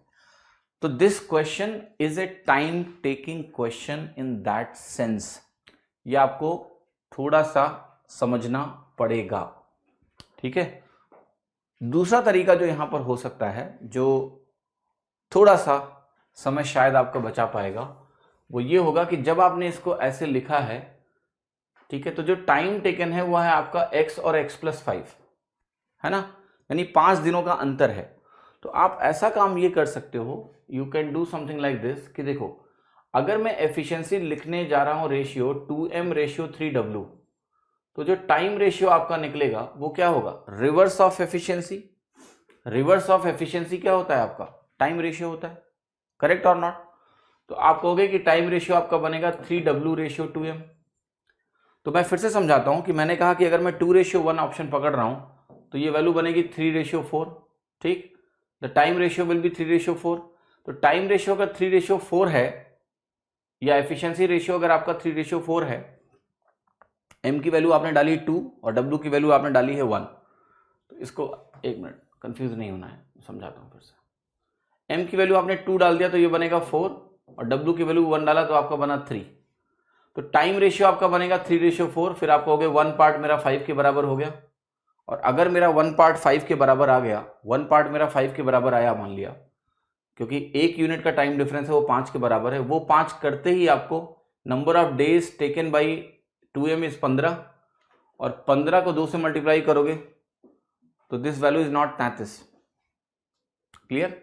This value is not going to be equal to 33।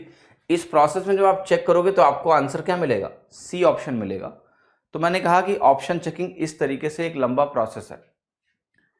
Okay, अब इस सवाल को थोड़ा थोड़ा आप परसेंटेज के थ्रू कर सकते हो। You can solve this question using percentage. थोड़ा सा तिकड़म लगाना पड़ेगा और उस तिकड़म से आपको इस क्वेश्चन को करने में थोड़ी सी मदद मिलेगी। Let me show you. देखो, इस क्वेश्चन में मैं जानबूझ के टाइम ले रहा हूं because it's a very good question to learn. So you need to know, because अंधी मारना बहुत आसान होता है। यहाँ सी ऑप्शन सही तो है, कैसे सही है? इससे बेहतर है ना कि आप फट से वो इक्वेशन लिख के सॉल्व कर लो। ठीक है, स्टेप्स क्लियर हैं। हमने क्या किया, एक दिन के काम को इक्वेट किया और एक्स की वैल्यू निकाल ली, हो जाएगा। एग्जाम में समय लास्ट में करना, ठीक है। आसान सवाल पहले, उसको बाद के लिए रख देना। तो ये वैल्यू कह रहा है कि ये भाई देखो, इसने जो काम किया ना 3/2 दिन में किया पूरा। 3/2 दिन में क्या होता है, ये काम को पूरा कंप्लीट कर देता है। तो अगर मैं एक दिन का काम निकालता हूं तो ये एक दिन का काम कितना आ रहा है? 66.66%। ध्यान से देखना, आपको ये वैल्यू कितनी आ रही है? 66.66%। अब देखो, इसमें पूरा जो तुम्हारा प्रयास है, पूरा जो तुम्हारा प्रयास है, वो जो आपका प्रयास है, वो जो पूरा आपका प्रयास है, वो अब इस पे होना चाहिए कि यहां पर जो सिनेरियो मुझे दिया हुआ है, जो सिनेरियो मुझे यहां पर दिया हुआ है, ठीक है, उसको यूज करके मैं किस तरीके से इस चीज को यहां मैं देख पाऊंगा। क्लियर? इस चीज को मैं यहां देख पाऊंगा। मतलब अब मैं आपको यह सजेस्ट कर रहा हूं कि आप इस परसेंटेज को इस तरीके से ब्रेक कर सकते हैं क्या कि 2m के द्वारा जो लिया गया टाइम है और जो 3w के द्वारा लिया गया टाइम है, उनमें एक्चुअली में अंतर 5 दिनों का हो। Because this is the only thing that can help you in getting the answer little faster. और कोई तरीका आपके पास नहीं है कि इस क्वेश्चन को आप जल्दी से कर पाएंगे। That is the only way. समझ में आ रही मेरी बात? कि इस इक्वेशन को आप थोड़ा सा ब्रेक करने की कोशिश करें कि क्या मैं किसी भी तरीके से ये महसूस कर पाऊं। जैसे अब अगर आपने ऐसा देख लिया तो मैं ये भी बोल सकता हूं कि 3m + 5w जो मेरे पास है 3m + 5w है, ये जो इनका काम है बेसिकली एक दिनों का। वी आर टॉकिंग अबाउट काम अब एक दिनों का। एक दिनों में कितना काम हो जाएगा, अगर इसको आप ब्रेक डाउन करके यहां तक ले आए तो ये बनेगा आपका 33.33%। ये वैल्यू कितनी बनी आपकी? 33.33%। बट इस क्वेश्चन में जो आगे का पूरा काम है वो ये है कि ये गेस कर पाना कि ये m और w जो आपको यहां पर दिया हुआ है, m और w यहां पर आपको दिया हुआ है, वो किस तरह से हम रखें कि एक तो 2m और 3w मिला के 5 दिन का गैप दें और हमें ये परसेंटेज मिल जाए। Because then you will be able to find this answer pretty faster, right? Okay, एक काम आपको ये करना है, इस क्वेश्चन पे थोड़ा सा सोचना। सिर्फ वैल्यू बताने से कुछ नहीं होगा, because you will not learn anything. But you should spend time in this question. You should spend time. I know that, Pintu. I know that what you are writing. All right. So I'm just showing you one way that okay, this is the way where you can look, understand. मैं फिर से एक बात बोलता हूं, आप इसको समझना कि एक हमने ट्रेडिशनल प्रोसेस देख लिया, ट्रेडिशनल प्रोसेस देखने के बाद हमें अगर उस तरीके से इस क्वेश्चन को नहीं करना है, ठीक है, तो बाकी तरीका क्या है? बाकी तरीका यह है कि या तो हम किसी की एफिशिएंसी को निकाल पाएं, ठीक है, या फिर हम इस इक्वेशन में m और w को इस तरीके से रख पाए कि उनमें 5 दिनों का अंतर है. That is very important because otherwise you can not solve this question in A shorter वे. अगर मैं आपको बता दूं कि देखो ये करने से आ जाएगा, then also you will not learn. आपके पास एक रटने का एक चलो मेथड होगा कि हाँ ठीक है, but there is a problem statement and on this problem statement if you work for half an hour, इससे ज्यादा टाइम मत लगाओ, बट आधे घंटे इसके बारे में सोचना कि क्या अल्टरनेट तरीका हो सकता है. तो उसमें जो आपके दिमाग में थोड़ी एनालिसिस चलेगी, उसका आपको प्रॉब्लम सॉल्विंग में बहुत फायदा मिलेगा. भले ही तुम आंसर निकाल पाओ ना निकाल पाओ, फर्क नहीं पड़ता है, बट प्लीज प्लीज प्लीज इस एनालिसिस को 100% जरूर करें. इसका तरीका है और बहुत छोटा है, मैं आपको बता रहा हूं. It will hardly take any time, you can do it pretty faster, जल्दी कर सकते हो आप, लेकिन समय लगेगा सर. समय लगेगा, हल्के में नहीं. ऑलराइट पिंटू, आप जो इक्वेशन लिख रहे हो उसमें एक समस्या आपने देखी, आप खुद नोटिस करो तो अच्छी बात है. आप मैन और वुमेन की एफिशिएंसीज को बराबर मान के चल रहे हो. आप जो कह रहे हो कि 3w into x plus 5 is 2m into x, और आप बेसिकली क्या कह रहे हो कि इसका मतलब है इसका मतलब है कि 2x is equal to 3x plus 5, तो x की वैल्यू 15 है. ऐसा नहीं है. How do you know? Look, what you are writing is something different.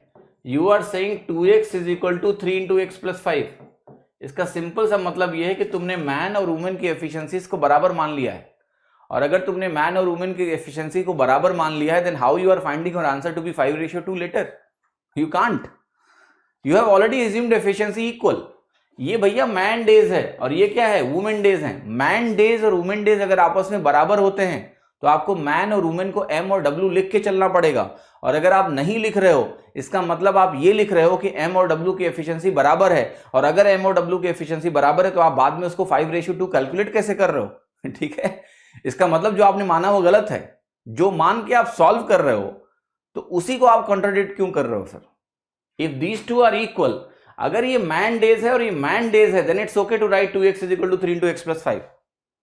दोनों अगर मैन डेज हैं, दोनों अगर वुमेन डेज हैं तो. लेकिन अगर एक मैन और एक वुमेन है, you have to write m and w because you don't know that efficiency. आपको वो एफिशिएंसी का कुछ पता ही नहीं है. कितने लोगों को मेरी बात समझ में आई? Clear? So this is not right. ये सही नहीं है.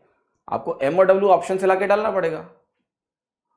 एफिशिएंसी पुट करके नंबर ऑफ डेज का डिफरेंस चेक कर सकते हैं. कर सकते हो? यस.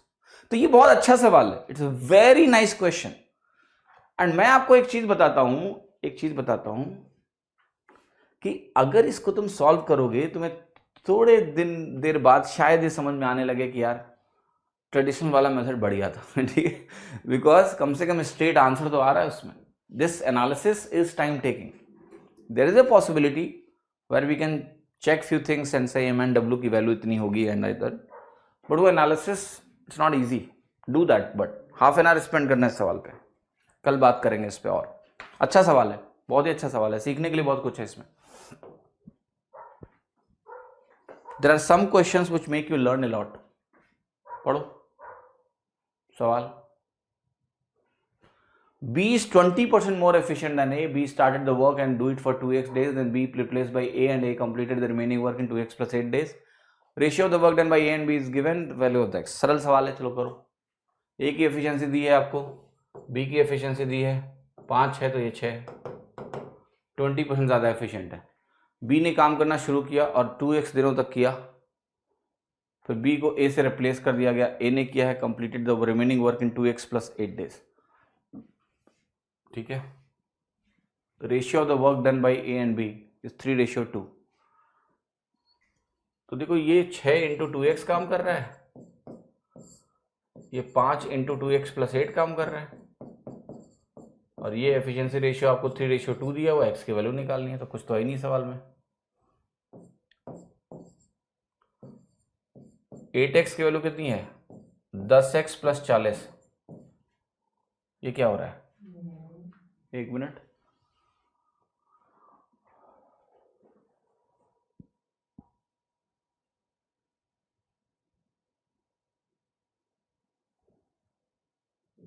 A एंड B दिया होता है, मैंने उल्टा लिख दिया यहाँ पर, ठीक है।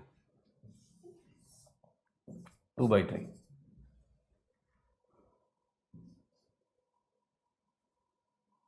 दो से दो काट सकते हैं, ठीक है। 18x is equal to 10x plus 5 into 8। X की वैल्यू कितनी आ जाएगी? 5। B option.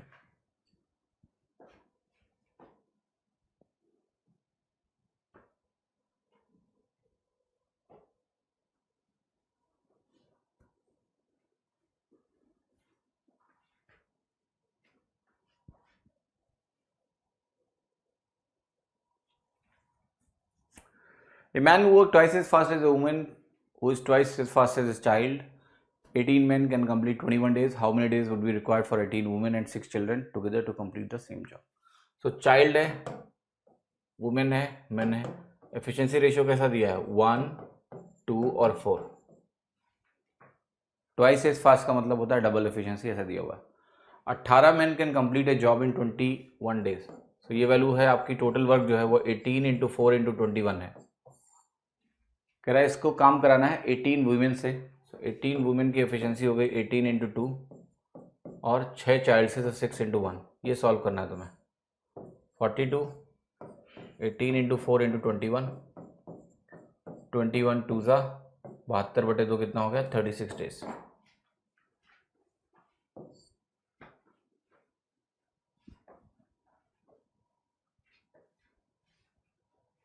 Next question. ABC can do a work separately in 9, 18, 27 दिन.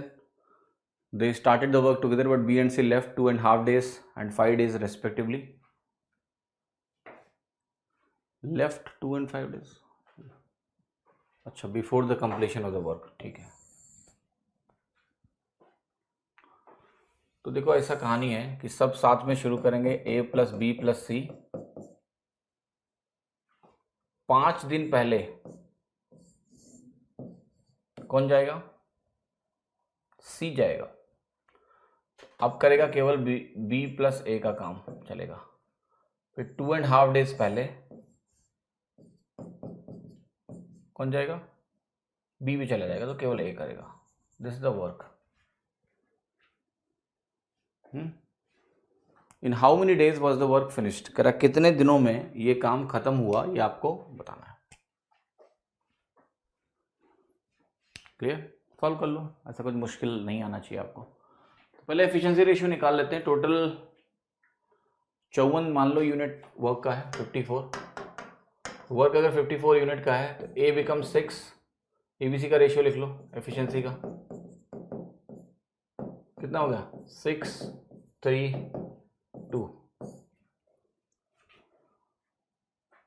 6 3 2 हो गया। टोटल काम कितना हो गया? 54 यूनिट आपको दिख रहा है यहाँ पर। सो अब जरा यहाँ पर समझते हैं कि पहले तो ये दोनों निकाल लेते हैं सीधा। तो ये A की वैल्यू कितनी है तुम्हारी? 6 है। A प्लस B की वैल्यू कितनी है? 9 है। तो ये 9 × 5 = 45 यूनिट हो गया, और ये 6 × 2.5 आपका कितना हुआ? 15 यूनिट हो गया। क्या गड़बड़ी है भाई?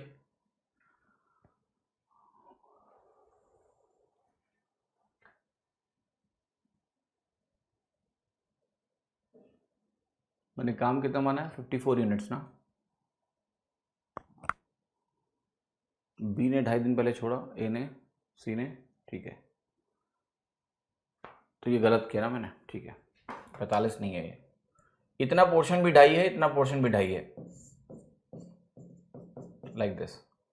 तो ये हो गया 9 × 2.5 और ये तुम्हारा हो गया 6 × 2.5।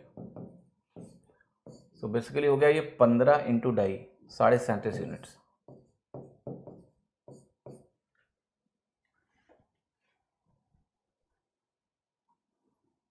तो ये जो काम है ये हो गया 16.5 यूनिट्स। 16.5 यूनिट्स का काम 11 पर डे के हिसाब से होगा। 6 3 9 2 11, तो ये 1.5 डेज हो गया।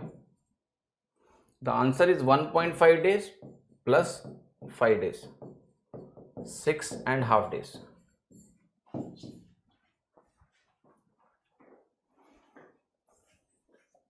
क्लियर है?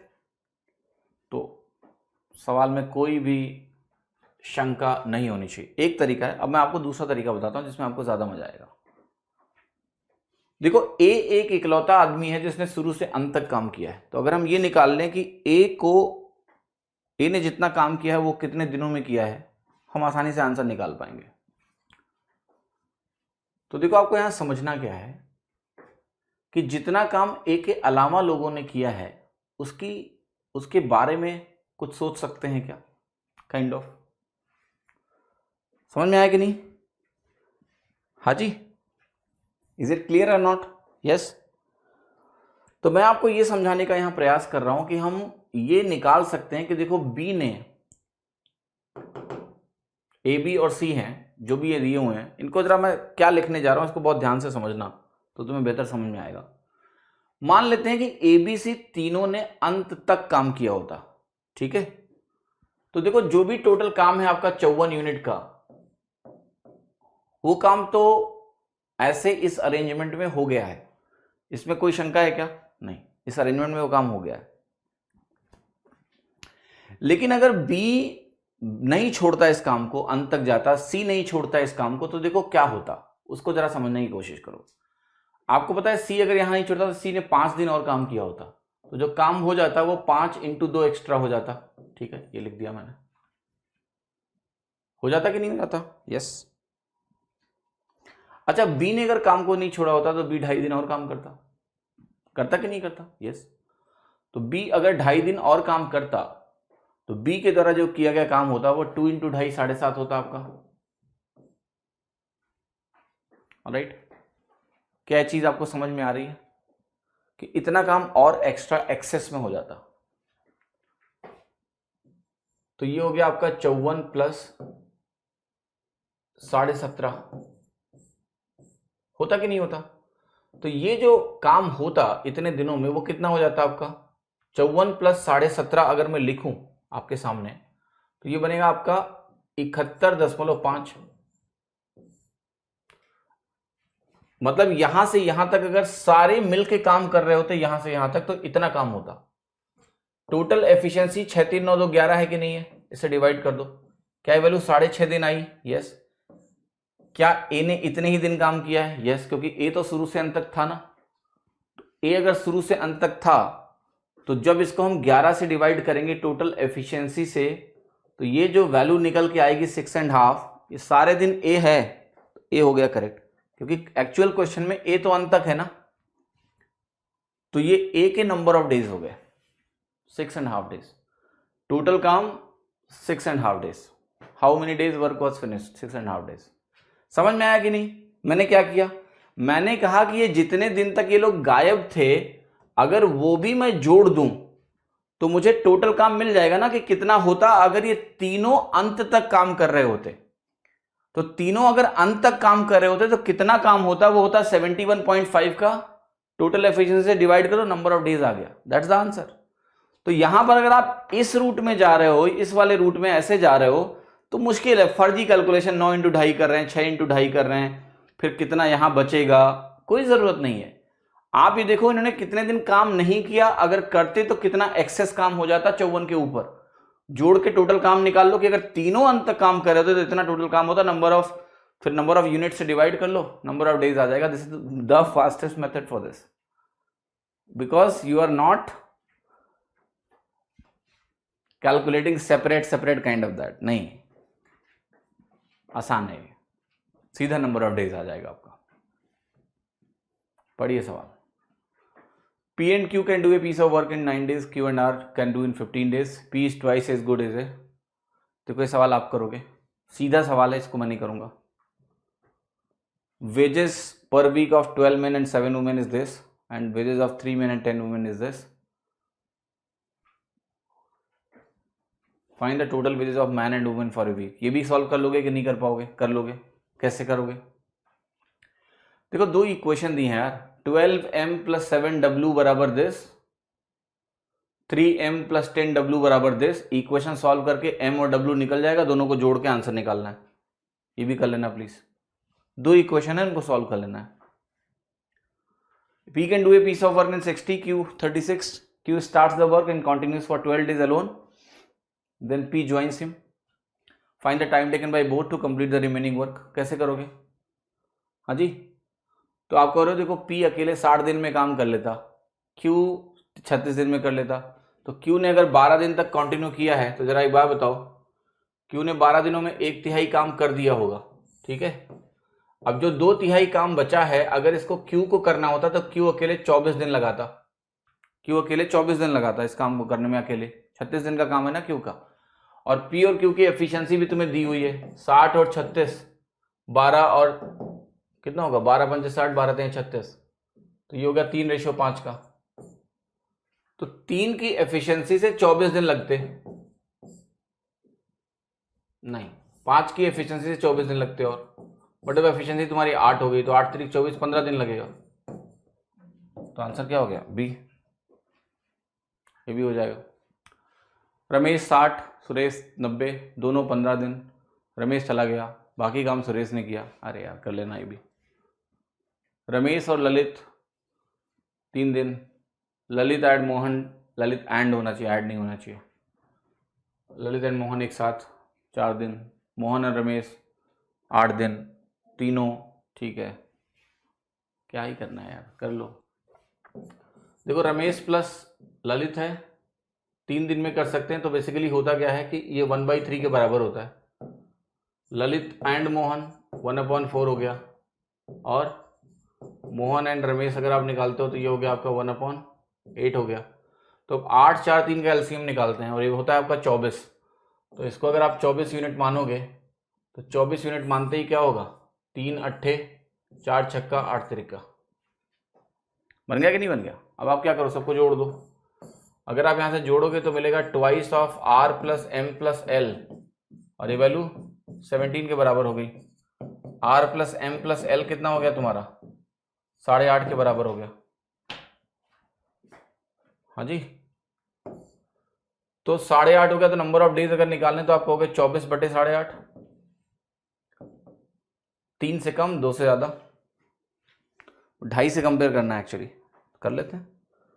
अगर हम इसको 2.5 से मल्टीप्लाई करेंगे, या इसका हम 5/2 से मल्टीप्लाई कर देते हैं इसको, देखो कितना आएगा आपका 5/2 से। तो ये हो गया आपका, बहुत सिंपल है, 40 और 2 42 मतलब ये 21.xx आ रहा है।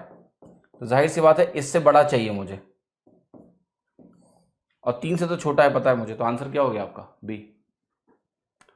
इसको आप ऐसे भी कर सकते थे, परसेंटेज देख के वो ज्यादा आसान होता। आप कहते हैं R + L की जो वैल्यू है 1/3 है, इसको हम बोल सकते हैं 33.33%। L + M जो है 1/6 है, तो 1/6 16.66%। M + R 1/4 था ना, 25%। ये कितना है? 12.5%, 1/8। 37.5, और 37 में अगर आप 33 जोड़ते हो तो आपको मिलता है 70। ठीक है, तो ये वैल्यू आपकी हो गई कितना? 37.5, 33 आपका हो गया 70.33%। ये हो गया twice of R + M + L। अब देखो R + M + L अगर आप परसेंटेज में निकालोगे तो अप्रॉक्सीमेटली कितना आ गया? 35% आ गया। सो 35 से अगर आप डिवाइड करते हो तो देखो 40% होता तो 2.5 आता, लेकिन 35 से 2.5 से ज्यादा आएगा, और 3 से कम आएगा क्योंकि 35 × 3 105 होता है। तो इसलिए आंसर आपका क्या हो जाएगा? बी हो जाएगा सीधा।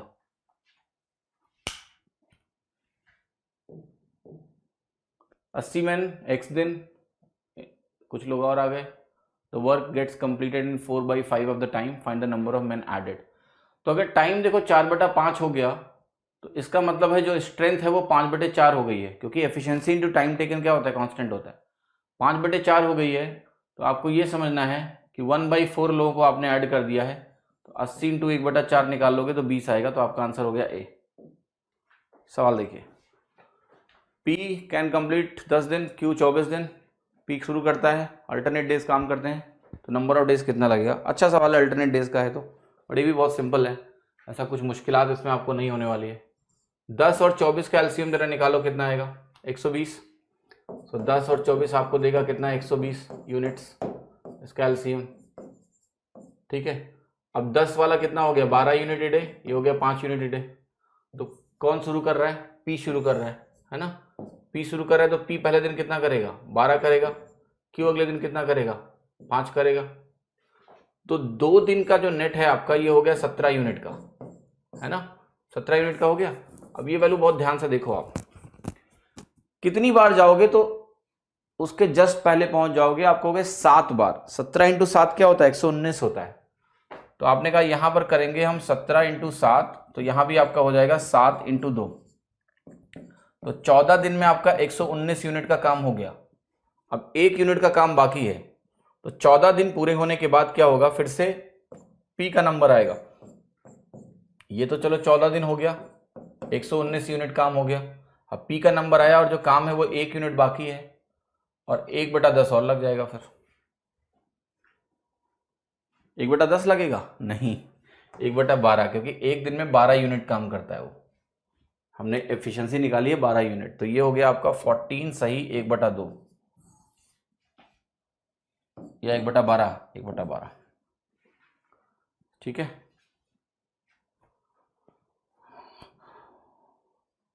ए B 4, B C 6, A B C 3, A C निकाल लेना, खुद कर लेना यार। अरे ये सवाल तुमने किया है, कुछ ऐसा ही याद है आपको कि नहीं, कुछ ऐसा ही सवाल था। ए और सी के बारे में बात करनी है कि ए और सी कितने दिनों में करेंगे, तो आप इसको कर लोगे यूनिट मान के, इसमें कुछ खास ऐसा नहीं है। इवन आप सी की वैल्यू सीधा निकाल सकते हो। देखो ये 33.33 हो गया, और अगर ए और बी की बात करें कंबाइंड, तो ए और बी से 25% आया, तो सी की वैल्यू हो गई 8.33%। यहां से ए निकल जाएगा, ठीक है, यहां से ए निकल जाएगा।